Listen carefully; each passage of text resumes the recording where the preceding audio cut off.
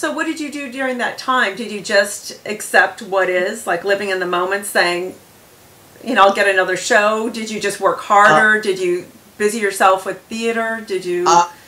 You know, I've learned some things about the business in that all you can do is just keep showing up. Mm-hmm. You know, just keep auditioning, just keep trying.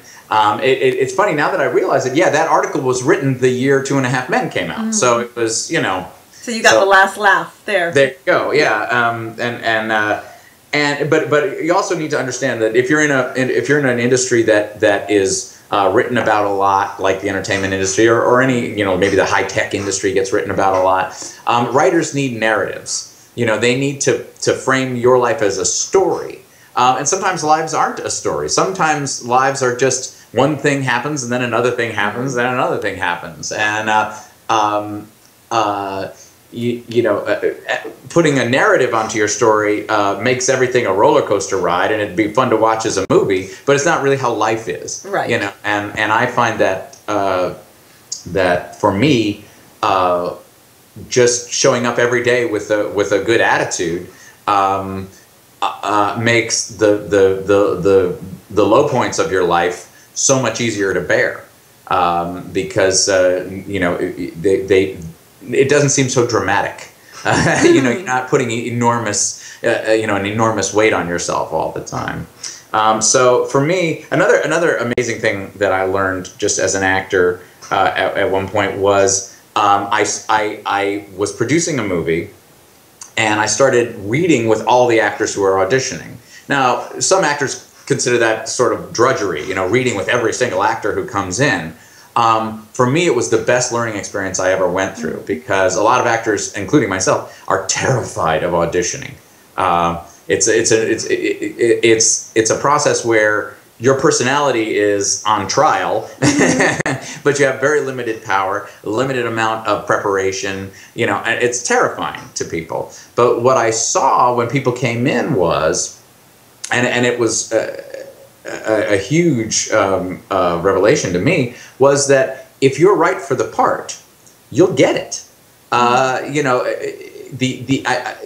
even if you give a lousy reading, even if you're not perfect that day, you know, even if you're not wearing the right clothes,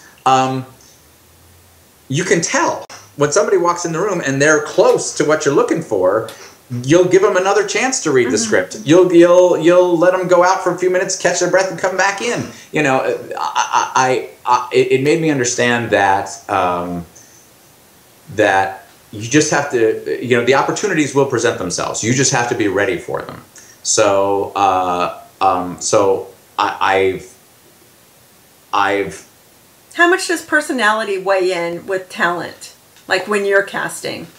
For me, personality is somewhat important. Obviously, if a person is the character, has that quality that you need to put on screen, then you're going to cast them even if you don't like them necessarily. Okay. You're going to have to like them. Yeah. There are some people who've got such serious personality problems that they come under the life's too short category. And you know, you have to think very long and hard before you work with them, and you have to figure how much am I going to have to work with this person? Mm-hmm. You know, is it 2 days? And you know, for 2 days I can handle it. I just need the thing out of them that I need, and then we'll go our separate ways, and everybody will be fine.